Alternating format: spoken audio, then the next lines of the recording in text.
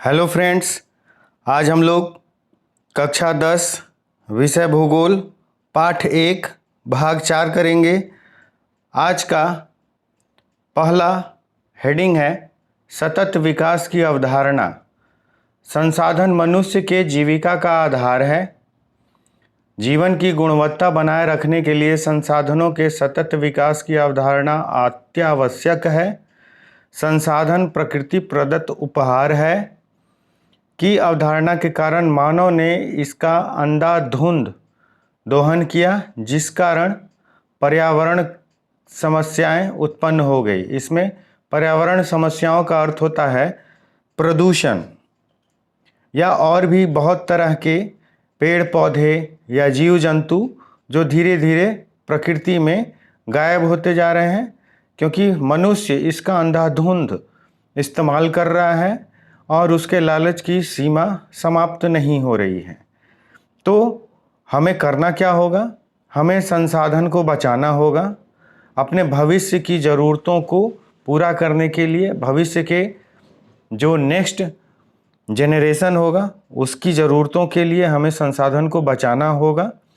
हमें अपने आज के वर्तमान के ज़रूरतों को पूरा करने के लिए लगातार प्रयास करना होगा और हमें संसाधनों के दूसरे पहलुओं को ध्यान देना होगा कि वो कौन से दूसरे पहलू हो सकते हैं जिससे हम अपने आज के वर्तमान की ज़रूरतों को पूरा कर सकते हैं। जैसी हमारी ज़रूरत यदि विद्युत है तो हमें विद्युत के लिए कोयलों को नहीं जलाकर सौर ऊर्जा का इस्तेमाल करना चाहिए, या फिर हमें वायु ऊर्जा का इस्तेमाल करना चाहिए, या फिर हमें नदियों के जल का इस्तेमाल कर उससे जल विद्युत पैदा करना चाहिए।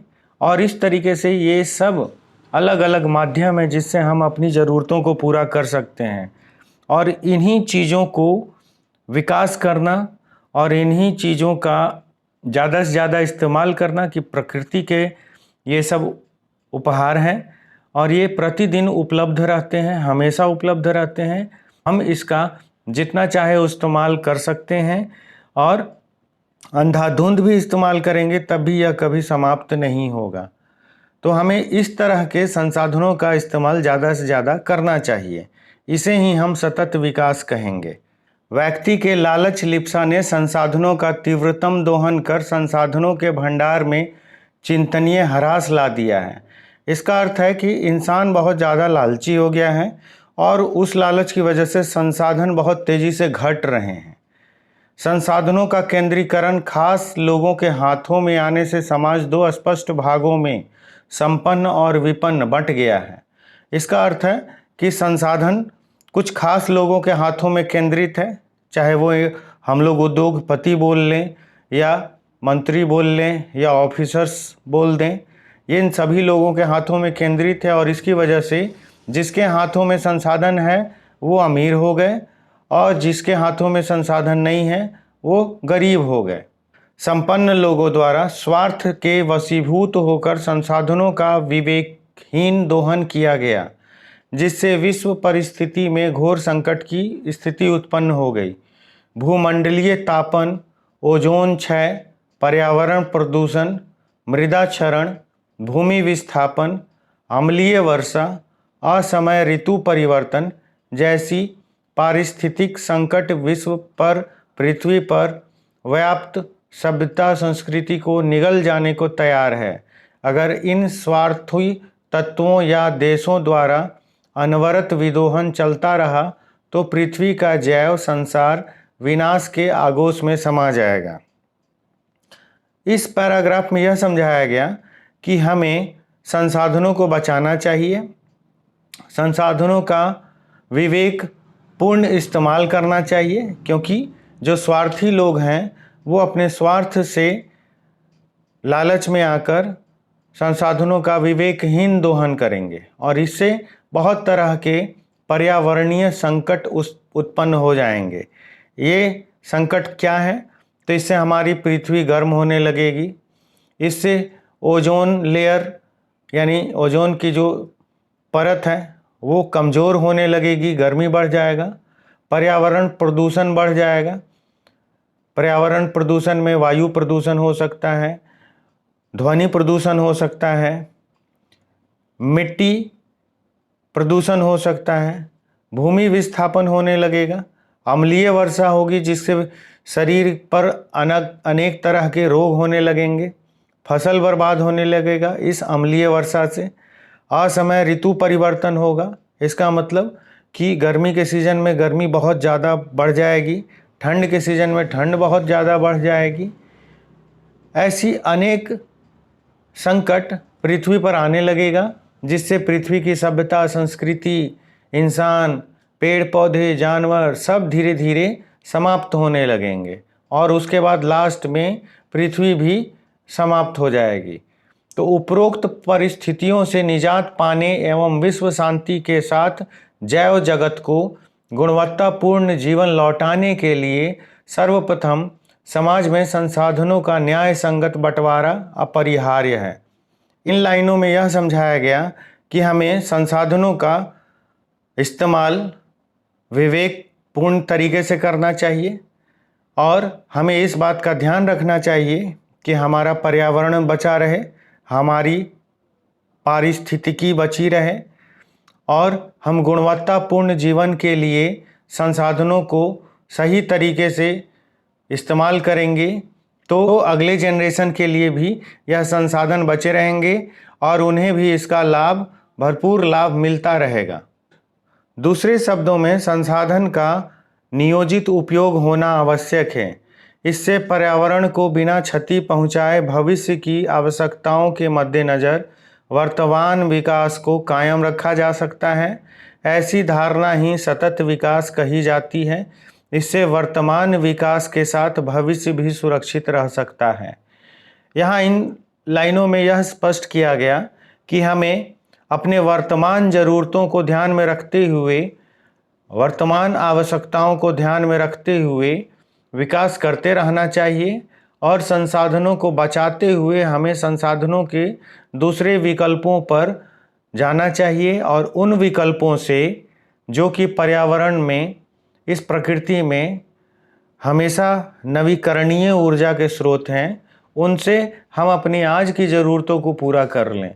जैसे हम सौर ऊर्जा का इस्तेमाल करें विद्युत बनाने के लिए, या फिर वायु ऊर्जा का, या फिर भूतापीय ऊर्जा का, या फिर समुद्र की लहरों के जरिए हम विद्युत ऊर्जा बनाएं। और ये सब अलग अलग माध्यम हैं, या फिर नदी के जल से जल विद्युत बनाएं।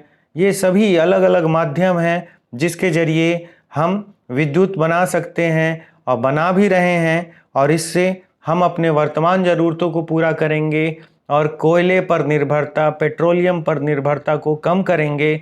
और यह कोयला, पेट्रोल, प्राकृतिक गैस हमारे भविष्य के लोगों के लिए उनके पास यह उपलब्ध रहेगा और इस तरीके से भविष्य भी सुरक्षित रहेगा। हम अपनी वर्तमान ज़रूरत को भी पूरा करेंगे और भविष्य की ज़रूरत को भी पूरा करेंगे।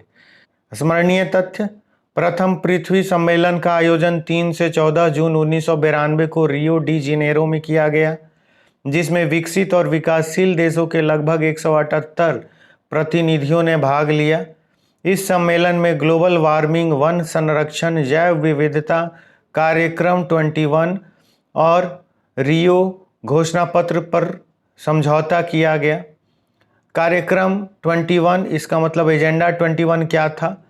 संयुक्त राष्ट्र पर्यावरण और विकास के तत्वावधान में रियो डी जेनेरो सम्मेलन में राष्ट्राध्यक्षों द्वारा स्वीकृत 800 पृष्ठीय एक घोषणा पत्र है। सतत विकास को प्राप्त करने के लिए 21 कार्यक्रम को स्वीकृत किया गया।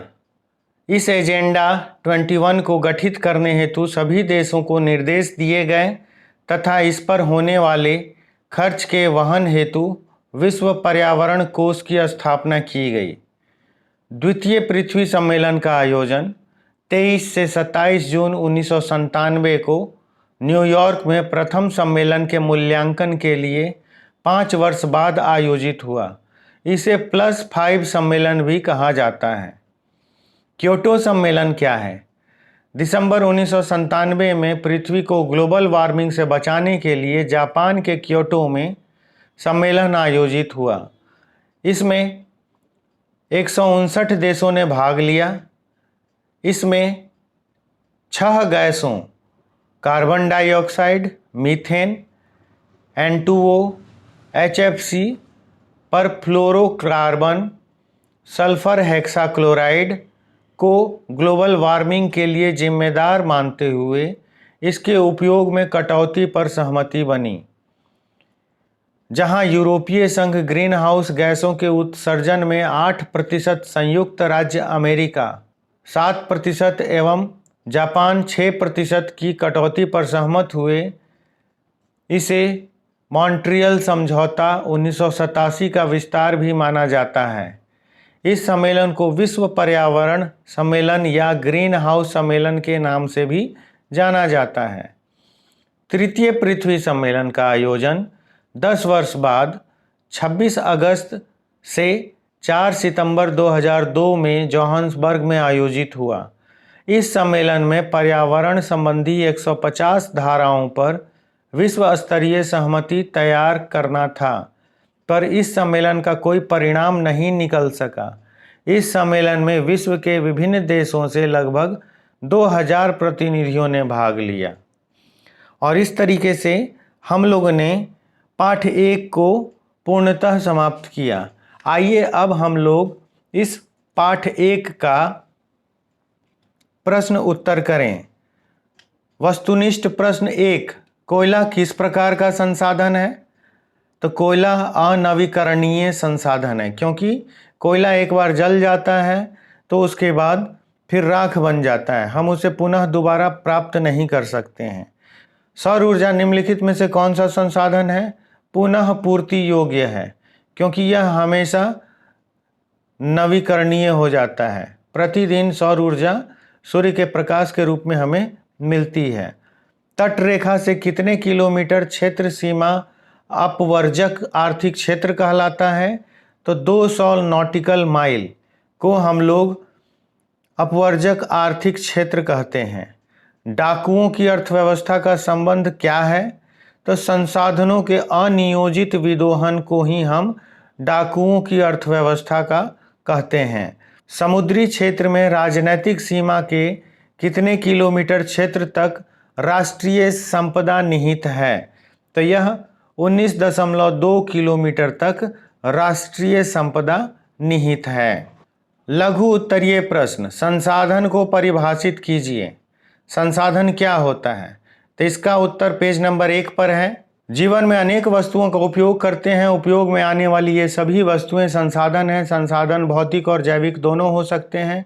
जहां तक एक ओर भूमि, मृदा, जल, खनिज, भौतिक पदार्थ मानवीय आकांक्षाओं की पूर्ति में सहायक होकर संसाधन बन जाते हैं, वहीं दूसरी ओर जैविक पदार्थ जैसे पेड़ पौधे, जीव जंतु, जलीय जीव मानवीय जीवन को सुखमय बनाने में पीछे नहीं है।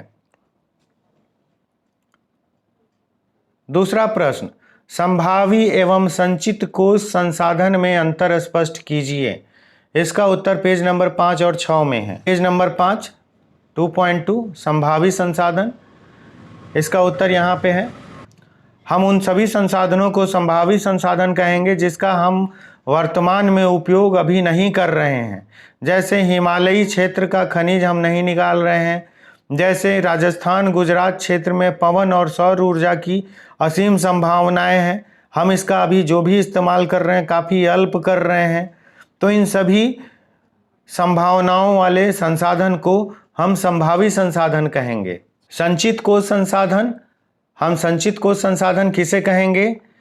तो उन सभी संसाधनों को जिसका तत्काल उपयोग प्रारंभ नहीं हुआ है लेकिन हम भविष्य में उसको कर सकते हैं। तो भविष्य के लिए उन संसाधनों को हम संचित करके यानी सुरक्षित करके रखे हुए हैं। जैसे भविष्य की पूंजी है, जैसे नदी जल। इस नदी जल से हम जल विद्युत भरपूर मात्रा में उपलब्ध कर लेंगे, और यदि कर लेंगे, संभव हो सकेगा, तो यह हमारे लिए नदी का जल विद्युत उत्पन्न करने के लिए एक संचित कोष संसाधन के रूप में कहलाएगा। और वर्तमान समय में हम इसका अत्यंत अल्प और सीमित उपयोग ही कर रहे हैं, वह भी अरुणाचल प्रदेश के आसपास के पहाड़ी क्षेत्रों से। या फिर हिमाचल प्रदेश में। और लेकिन हमारे देश में नदियों का जाल है और हम इन नदियों का भरपूर इस्तेमाल भविष्य में जल विद्युत उत्पन्न करने में करेंगे। संसाधन संरक्षण की उपयोगिता को लिखिए, पेज नंबर 8। यह है संसाधन संरक्षण की उपयोगिता। सभ्यता और संस्कृति के विकास में संसाधनों की अहम भूमिका होती है, किंतु संसाधनों का अविवेकपूर्ण या अतिशय उपयोग विविध प्रकार के सामाजिक, आर्थिक, सांस्कृतिक, पर्यावरणीय समस्याओं को जन्म देते हैं। इन समस्याओं के समाधान हेतु विभिन्न स्तरों पर संरक्षण की आवश्यकता है। संसाधनों को नियोजित एवं विवेकपूर्ण उपयोग ही संसाधन संरक्षण कहलाता है। प्रश्न संख्या 4, संसाधन निर्माण में तकनीक की क्या भूमिका है? Page number 8। संसाधन संरक्षण में प्रौद्योगिकी, इसका मतलब तकनीक का बहुत महत्वपूर्ण भूमिका है। यहाँ पर उसका कुछ अंश है। प्रौद्योगिकी मतलब तकनीक होता है। प्रौद्योगिकी एवं संस्थाओं में वांछित परिवर्तन के अभाव में केवल संसाधनों की उपलब्धता से विकास संभव नहीं है। आज भी हमारे देश में ऐसे कई राज्य हैं जहां संसाधन की प्रचुरता के बाद भी आर्थिक रूप से पिछड़े राज्य हैं, इनकी गणना की जाती है। इसके विपरीत कुछ ऐसे भी राज्य हैं जो संसाधन के अभाव में भी आर्थिक रूप से विकसित हैं। तो इसका अर्थ वो राज्य निश्चित रूप से तकनीकी रूप में सक्षम है, विकसित हैं। जहां तकनीक है वहां संसाधनों का दोहन अच्छे से किया जा सकता है। जहां तकनीक नहीं है वहां संसाधनों का इस्तेमाल नहीं किया जा सकता है। तो सीधा अर्थ यहाँ बताया गया कि जहां प्रौद्योगिकी यानी तकनीक है उन राज्यों में विकास है, आर्थिक रूप से वह विकास सक्षम है, विकसित हैं। और जिन राज्यों में प्रौद्योगिकी का, संस्थाओं का विकास नहीं हुआ है, कमज़ोर है, अभाव है, वो राज्य और वो क्षेत्र भी आर्थिक रूप से अभावग्रस्त हैं और वहाँ विकास नहीं हुआ है। दीर्घ उत्तरीय प्रश्न 1, संसाधन के विकास में सतत विकास की अवधारणा की व्याख्या कीजिए। Page number 10। विश्व शांति के साथ जैव जगत को गुणवत्तापूर्ण जीवन लौटाने के लिए सर्वप्रथम समाज में संसाधनों का न्याय संगत बंटवारा जरूरी है। दूसरे शब्दों में संसाधनों का नियोजित उपयोग होना आवश्यक है। इससे पर्यावरण को बिना क्षति पहुंचाए भविष्य की आवश्यकताओं को ध्यान में रखते हुए वर्तमान विकास को कायम रखा जा सकता है। ऐसी धारणा ही सतत विकास कही जाती है।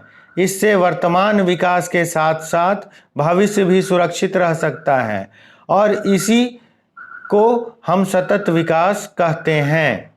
दीर्घ उत्तरीय प्रश्न संख्या 2, स्वामित्व के आधार पर संसाधन के विविध स्वरूपों का वर्णन कीजिए। Page number 4। स्वामित्व के आधार पर संसाधन के 4 प्रकार होते हैं: व्यक्तिगत संसाधन, सामुदायिक संसाधन, राष्ट्रीय संसाधन, अंतर्राष्ट्रीय संसाधन। तो यह इसका उत्तर हो गया।